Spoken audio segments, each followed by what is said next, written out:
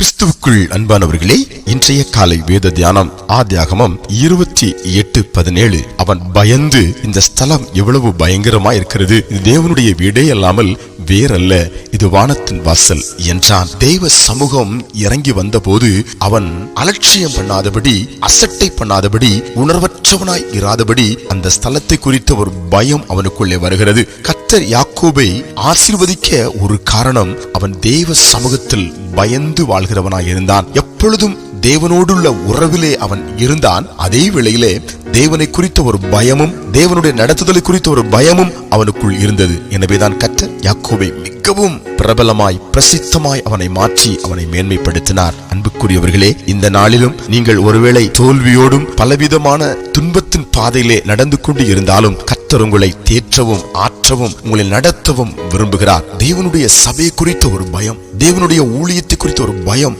தேவனை குறித்த ஒரு பயம் நமக்குள்ள இருக்க வேண்டும். கர்த்தருக்கு பயந்த பெரியோரையும் சிறியோரையும் கர்த்தர் ஆசீர்வதிப்பார் என்ற வார்த்தையின்படி இந்த நாளிலும் உமக்கு பயந்து வாழ என்னை அர்ப்பணிக்கிறேன் என்று ஆண்டவருக்கு உங்களை ஒப்பு கொடுத்து பாருங்கள். உங்கள் மேலே கர்த்தருடைய மகிமையும், கர்த்தருடைய கருணையும், கர்த்தருடைய பிரசன்னமும், கர்த்தருடைய வல்லமையும் உங்களை நிரப்புவதை உணர்வீர்கள். ஆசீர்வாதங்கள் பெற முடியாதபடி இருக்கிற எல்லா தடைகளை தேவன் உடைத்து உங்களை கர்த்தர் ஆசீர்வாதத்தின் அடையாளமாய் சத்துருக்களுக்கு முன்பதாக தேசத்தின் மத்தியிலே கர்த்தர் நிலைநிறுத்துவார். ஜெபிப்போமா? எங்கள் பரலோகத்தின் பிதாவே, இந்த காலை வேளையிலும் தேவ சமூகம் இறங்கின பொழுது யாக்கோபு பயந்து அர்ப்பணித்தது போல எங்களை அர்ப்பணிக்கிறோம். தேவ சமூகத்தில் எங்களை ஒப்புக் கொடுக்கிறோம். கர்த்தருக்கு பிரியமாய் வாழ ஒப்புக் கொடுக்கிறோம். ஜெபத்தில் இணைந்திருக்கிறவர்கள் மேல தேவனுடைய ஆசீர்வாதம் யாக்கோபின் தேவனாலே இப்பொழுது இறங்குவதற்காய் ஸ்தோத்திரம். இயேசுவின் நாமத்தில் ஆமென்.